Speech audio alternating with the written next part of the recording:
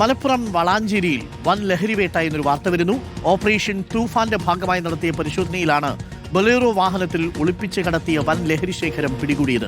30-ലധികം പെട്ടികളിൽ സൂക്ഷിച്ച brown ഷുഗറാണ് police കണ്ടെടുത്തത്. 3 പേരെ പോലീസ് പിടികൂടിയിട്ടുണ്ട്. സോണൽ കൃഷ്ണയുടെ കൂടുതൽ വിവരങ്ങളുമായി. സോണൽ, വലിയ വേട്ടയാണല്ലോ അല്ലേ?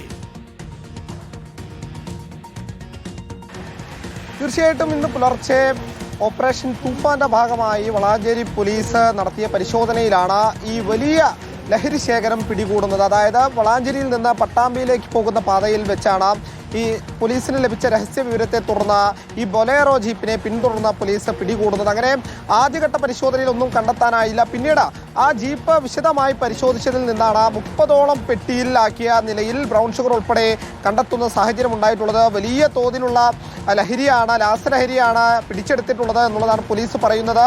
അതുമായി ബന്ധപ്പെട്ട കൂടുതൽ വിവരങ്ങൾ ലഭ്യമാകുന്നതേ ഉള്ളൂ.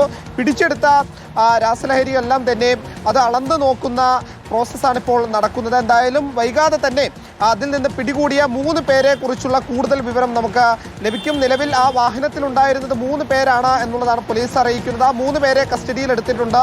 ഇവരെയും കൂടുതൽ വിശദമായി ചോദ്യം ചെയ്യേണ്ടതുണ്ട്. വിദ്യാർത്ഥികളെ കേന്ദ്രീകരിച്ച് നടത്തുന്ന ലഹരി കച്ചവടക്കാരാണ് ഇവർ എന്നുള്ളതാണ് പ്രാഥമികമായി നമുക്ക് ലഭിക്കുന്ന വിവരം. എന്തായാലും അവരെ കൂടുതൽ ചോദ്യം ചെയ്ത് ഇതിന് ശേഷം മാത്രമേ ഇക്കാര്യത്തിലൊക്കെ ഒരു കൂടുതൽ വ്യക്തത വരൂ. Arunkumar, thank you. സോണലാണ് വിവരങ്ങൾ നൽകിയത്. വലിയ ഓപ്പറേഷൻ തൂഫാൻ വലിയ രീതിയിൽ സംസ്ഥാനത്ത് പുരോഗമിക്കുകയാണ്. 1500 ആവുന്നു കേസുകൾ, ഏകദേശം 1300 കടന്നു. അതിനിടയിലാണ് ഇപ്പോൾ വലിയൊരു വേട്ടയുടെ വിവരം വളാഞ്ചേരിയിൽ നിന്ന് വരുന്നത്.